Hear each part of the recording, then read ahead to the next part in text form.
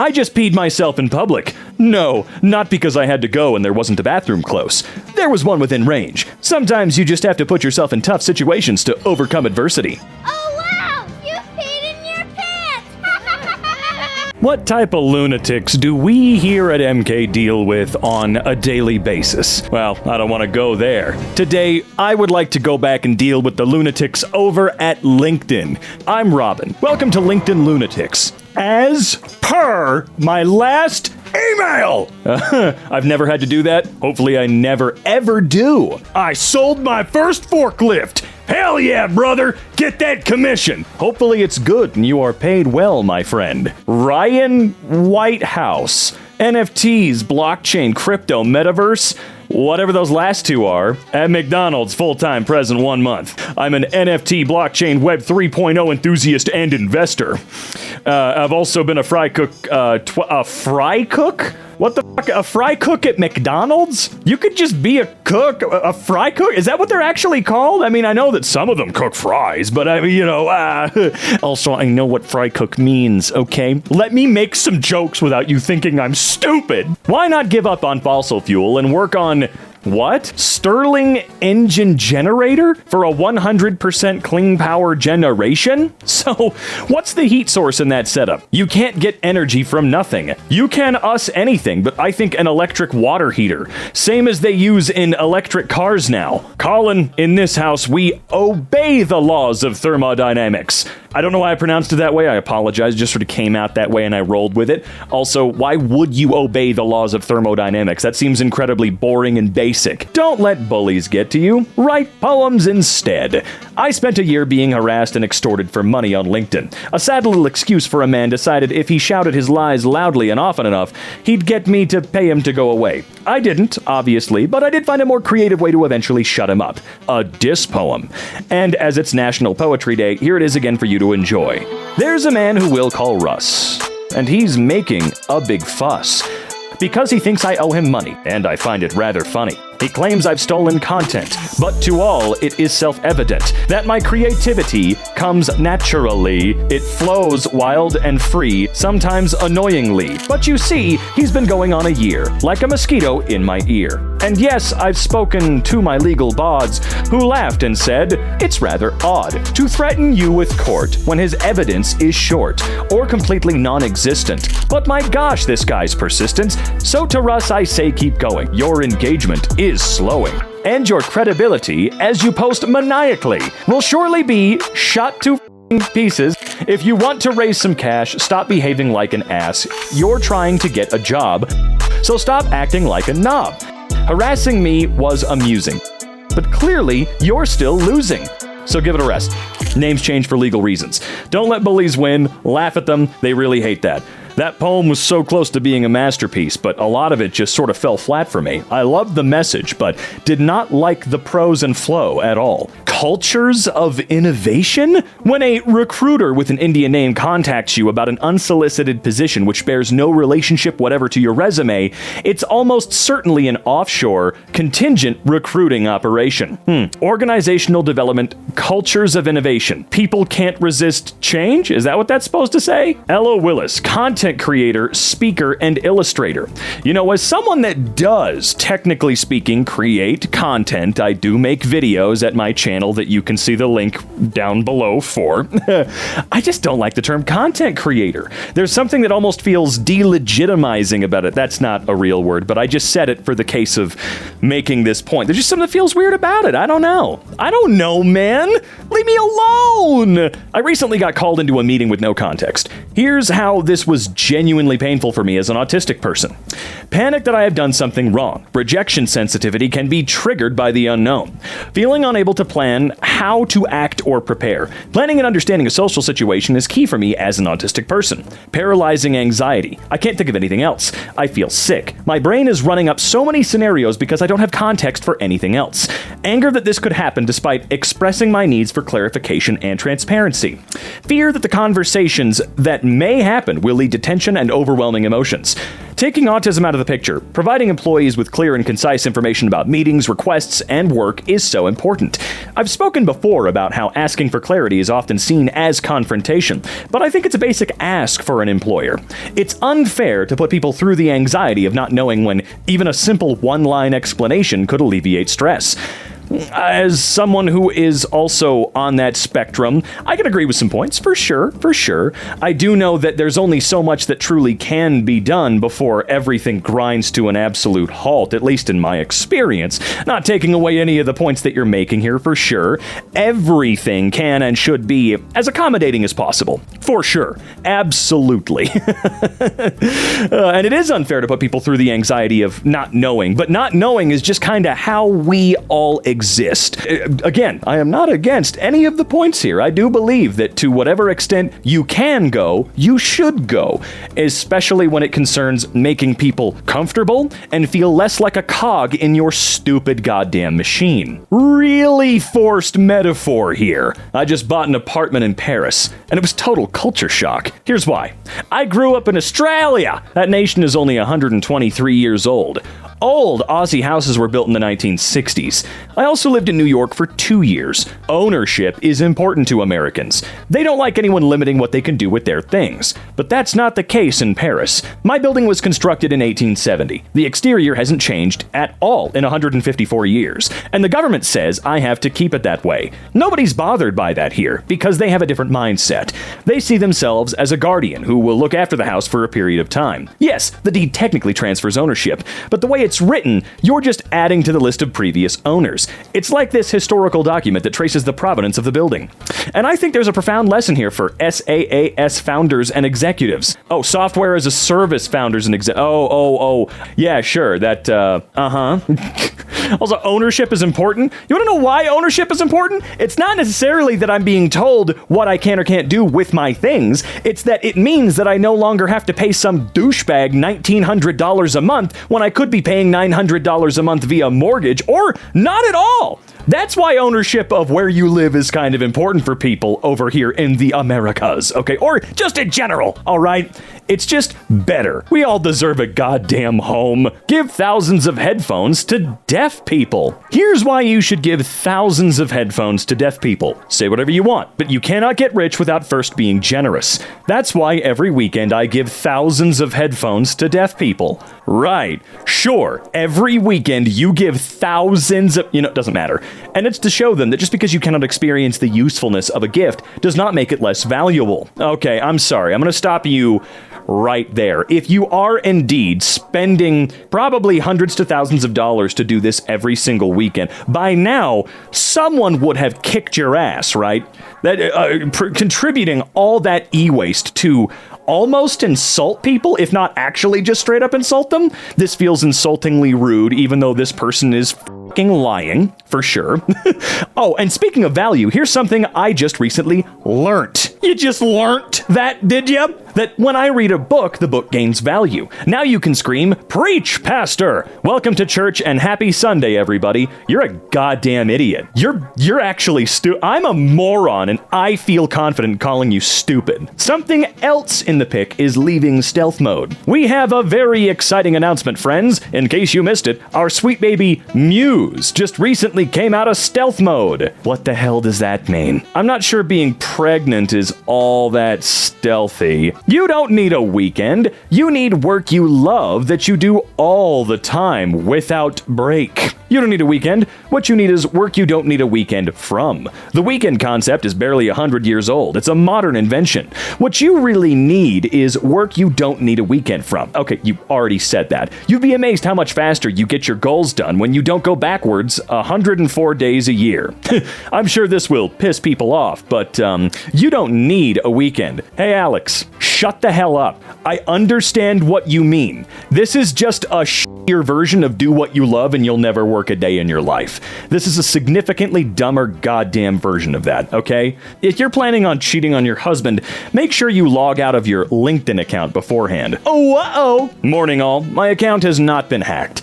I posted to admit I've been having an affair for the last 9 months to a year, and it came to a head. pardon the pun, yesterday when my husband noticed the photo is sent of me with 2 fingers up my vagina to Gareth or whatever.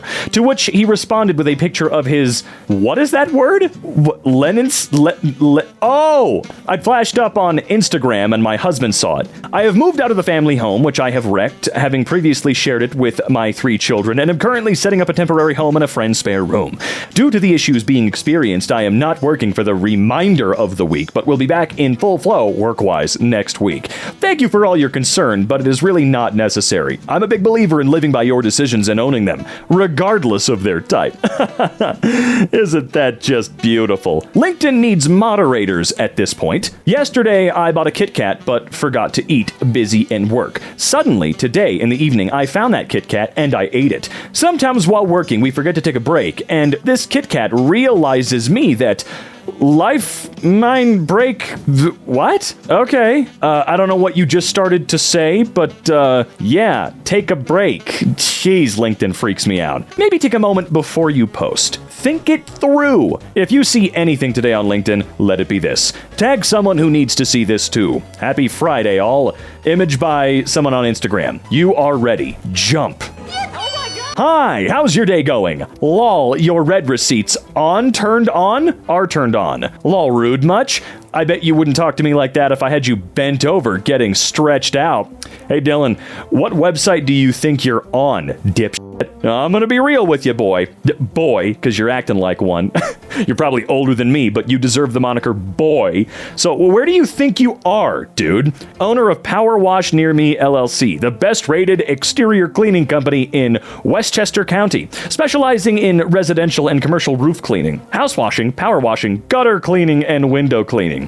Why don't you clean out your own gutters, dickhole? What's the matter? It's the same distance. Okay, I do not want to see the rest of that image.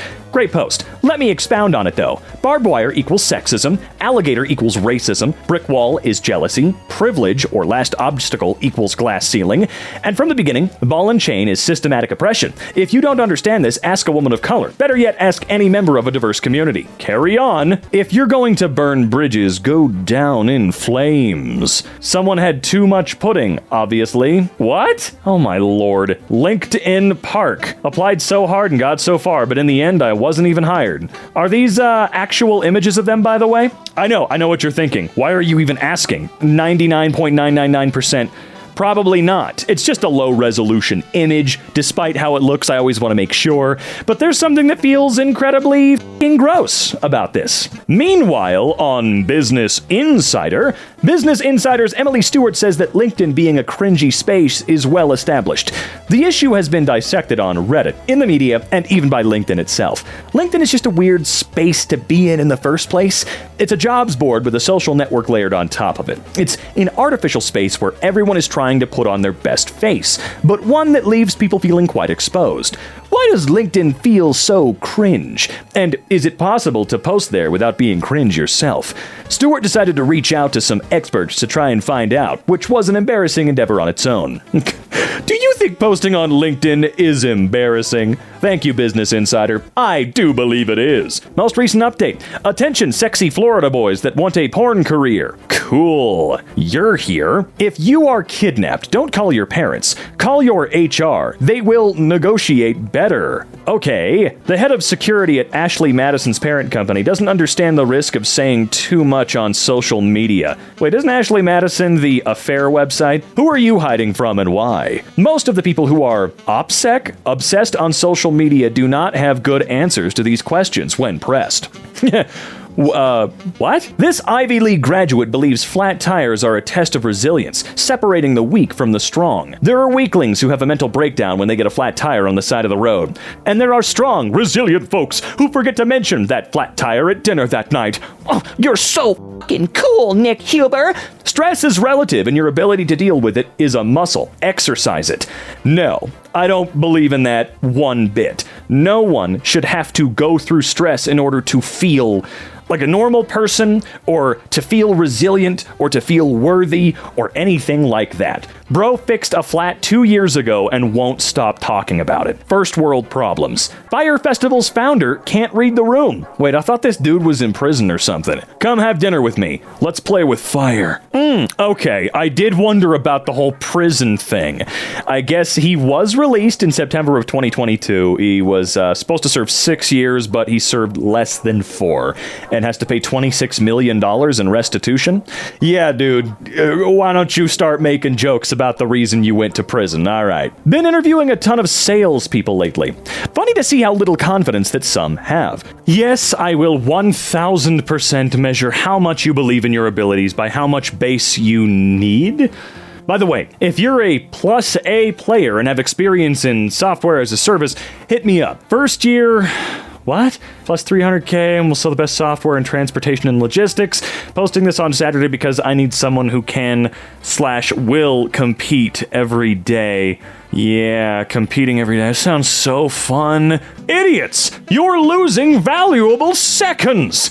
Did you know most people lose an average of 2 seconds per minute of work by using their mouse instead of keyboard shortcuts? I really don't give a rat's ass in any way, shape, or form. Look, I understand that as someone that edits videos and stuff like that, not for a living, but I do it a lot, sure, I could absolutely save time and be more efficient by just using keyboard shortcuts. Will I ever go mouse-free? No, I'd rather get hit by a train going 2 miles an hour. Shame on anyone who uses the story to boost their professional profile. Shame on anyone who took part in the vile gossip about the whereabouts of Princess Kate, a disgusting mob of people who thought playing into comical conspiracy theories was the right thing to do. A woman and a mother who had to leave her young family to sit on a bench with a camera in her face to essentially shut down the gross rumors circulating. I sincerely hope that each person who wrote, recorded, or took part in the ridicule feels ashamed. You really should reflect on who you are as a person. The very same people will be typing, "Be kind," very soon. Society in 2024 is so poisonous and asinine. Get well soon, Princess Kate. I'm just not sure why we have to go there. Ever wondered how men show they're interested in a woman? What do their body language indicators say? Flirting can be a secret language with little signs revealing big feelings. In this guide, we'll decode the 16 body language guys send through their body language when they're attracted to someone. From subtle hints to bold moves, let's explore the ABCs of male flirting. Friend, boyfriend, perverse. What's virgin, though? And yeah, you know, sometimes that friend one is also inappropriate. You don't always have to be touching somebody to show any form of affection. Romantic or not, big data analytics. Why? CEO decides to make things awkward with former employee. Hey, friends and associates. Actively looking for a new job ASAP. Was let go from mine today. Any help or direction or contacts would be greatly appreciated at this point. Will refrain from talking about the reasons for my departure from abstract on social media. Happy to have conversations in private with people. But please, if anyone has any friends hiring, or you are hiring, please message me. Thank you in advance. A pretty unprofessional post, Mr. Whitlock. I hope you make better decisions going forward. Was not meant to be unprofessional. Not sure how it was either. I simply put that so people do not comment asking what happened on a public post. Yeah, it's a real cool move by the CEO.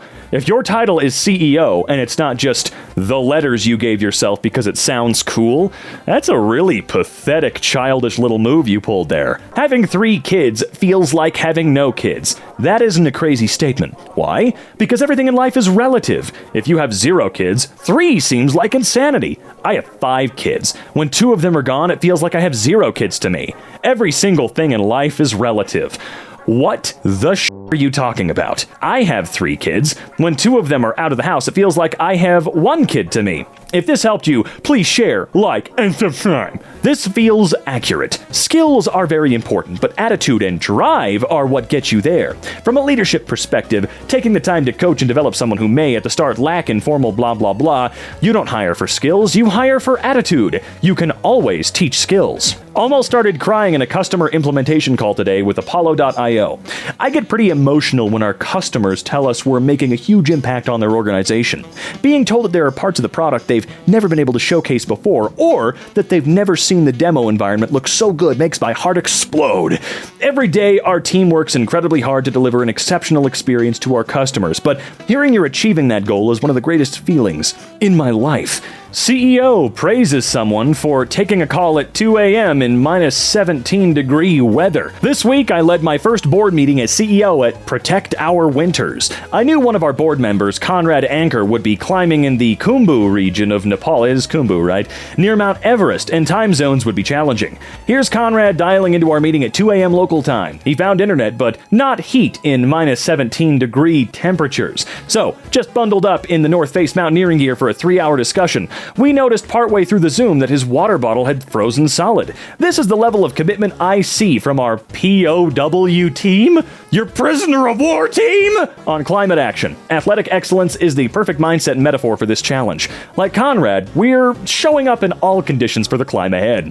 Sorry, look, him dialing in is one thing, but how, did you say, how long? How long was it? For a 3-hour discussion? What the shit did he need to be there the entire time for? I don't care if he's your other top-level executive. Why did this need to happen?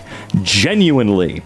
God. Spent my childhood the wrong way. When I was 12, I was the founder of A Stick in My Garden. 12-year-old front-end dev, founder of Code in Blogs, graphic and UI UX designer, learning Node.js backend, 7th grade student at Noble International School, 400 plus exercises completed on Free Code Camp. Well, just, wait, how old are you now? When, what, are you 13?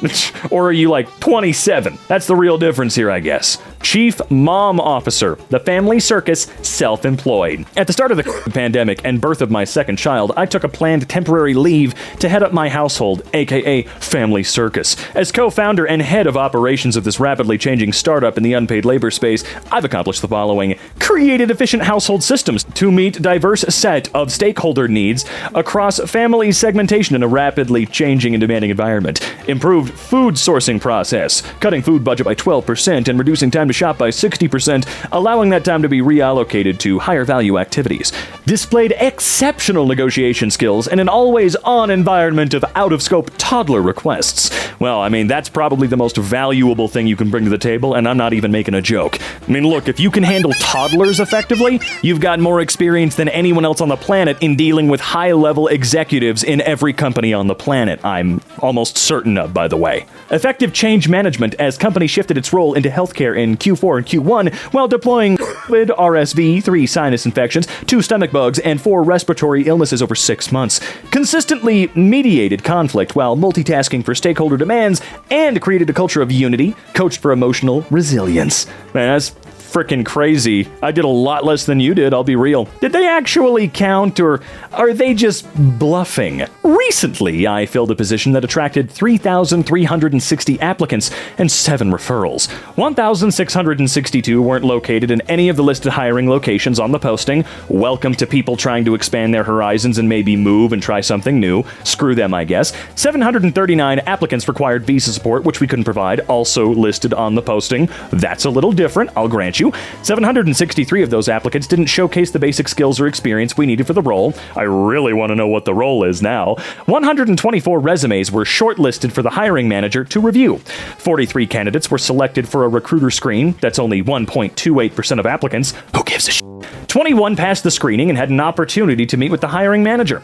We invited 11 candidates to complete the take-home evaluation. 9 candidates nailed it and made it to the technical interviews. 6 candidates completed the entire interview loop, which included cultural interviews. We extended an offer to 1 applicant. The offer was accepted, and the role was closed after 50 days of opening. 50 goddamn days, dude. I initially reviewed their profile within 2 weeks of submission, and the time from the first call with the selected candidate to the final offer being made was 28 days. Wow. If it took me 28 days to get hired, whew, I know that there are probably plenty of stories out there of it taking way longer, but that's still insane. This overview doesn't account for the hundreds of LinkedIn messages and cold emails from hopeful applicants since the role went live in January. Many teams aren't equipped to handle such volumes and struggle to deliver efficiently without prior experience. I share these insights so job seekers may better understand the challenges of talent acquisition teams and navigate accordingly. I'll follow up with some of the main takeaways next week. No thanks, don't care. I'm a millennial manager. Of course you can leave early to take your cat to her grooming appointment. I'm a millennial. I'm not saying that every time. No, I can't take the meeting because I have therapy at that time. Of course I don't care when or where you work from as long as you get the work done. Of course I have a printer, but the cable's been lost since 2018. Okay, I don't know if that's relatable at all. Yes, you can work from home today because your favorite orchid is set to bloom. Have you had lunch yet? Yes, let's walk and grab some. I always quote my therapist. I want to know how your weekend was, how your family is, and let's hop into the to-do list. Yes, I find a lot of purpose in my job, but am working to break down old age sentiments that work is my only purpose. Yes, work is never your only purpose. All right? God. And also, wait a minute. What? This post came from the manager of events at the Walt Disney Company? What? No, I'm sorry. Never mind. I don't believe you anymore. I don't. Whether you were making a smartass post to be a jerk towards people that believe that work-life balance is a good thing or not, the Walt Disney Company, I do not buy that for 1 microsecond. Whew! There's one thing 10-year-olds care about. It's audience engagement and conversation. My 10-year-old daughter overheard someone on Zoom asking me, how do we drive more engagement in social media? After the call, my daughter asked, why don't they just be more engaging? What? Like Mr. Beast. Everyone loves him. Who? The most popular guy on YouTube in the whole wide world. Why? Because his videos are fun, silly, and you don't know what's gonna happen. So, I learned. Know your audience. What? Huh? I don't think that's the takeaway necessarily. Look, I don't know anything about Mr. Beast's success. It is probably the most insane success story I have ever seen and experienced in my life in terms of YouTube and creating art on the internet in any format. It is wild and insane. And you know what? I'd love to have Mr. Beast co-host an episode of EmKay here with me. I think we'd have a lot to say on LinkedIn lunatics. But I don't know. I do like that though. Just why can't they just be more engaging? I need to go do some studying on Mr. Beast myself, apparently, because I'm missing out on something important here. That's a very long-winded way of getting strangers on the internet to wish you happy birthday. Life of a bootstrapped 40-year-old solo founder means doing your own expo bump out after popping home to see the kids after their swimming lessons. Means cramming all your gear into the family's 2011 Santa Fe around 2 car seats because you forgot to take them out before you left home. It means trying to head home before bedtime to find out how your daughter went with her speech for Harmony Day today. Is putting the cost for parking on your personal credit card because you maxed out the business account again. Is working with an amazing team of colleagues, partners, and collaborators to get shit done with whatever resources you got. I absolutely loved chairing the digital health stage at Australian Healthcare Week the last 2 days and would do it all again in a heartbeat. Super grateful to Sophie Turner and Antonia Worrell, who represented so well on the... Oh my god.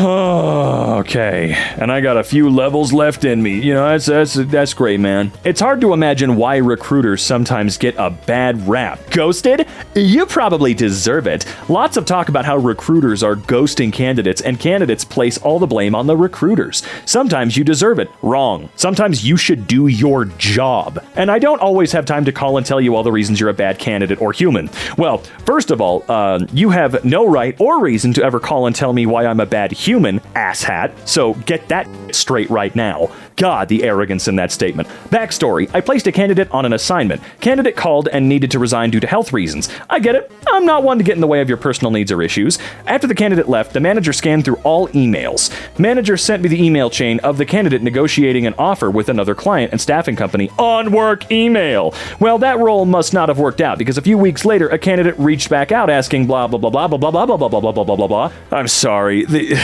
It's so exhausting. Man, you want to get treated like a normal human being who applied for a position? Maybe you don't deserve that dignity. Let me make up a story so that I can be a little more justified in that decision. Whatever. LinkedIn freaks me out. These people will turn literally anything into a story or life lesson for clout. Someone on my team abruptly dropped off a Zoom mid-meeting. Some would call that rude. I consider it productive. It was clear the meeting was no longer relevant to him. Give your team latitude to use their time wisely. Okay. Give your team the latitude to have a connection issue. Yeah, there's absolutely no nuance whatsoever with some people like this. Yeah, dude definitely just ran away to get working again. I went to Fiji. I wasn't tempted to document every moment. Oh boy. Last week, my notifications were off, my auto reply was on, and I enjoyed a very special trip to Fiji with my daughter. I even left my laptop at home. Experiences like this have the power to shape how we show up as individuals and as professionals. They create lasting special memories while serving as a reminder to step back from the day-to-day and take in what's going on around us. I've been reflecting on the ways I want to maintain this perspective in my time.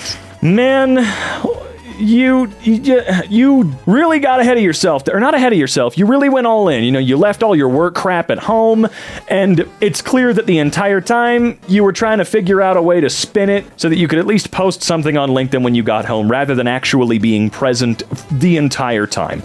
I don't know, man. I'm just so tired, dude. I'm just so tired. I just want everybody to be happy and not have to, like, Sigma grind set their life away. Words can get misconstrued and tone can often be misinterpreted. Next time you feel the need to correct, mansplain, or disagree with someone, please take a deep breath. Many are projecting their personal anger or frustrations out on other people and only further spreading negativity and hate. There are humans behind the screens. Never forget that. Mansplaining is a derogatory term.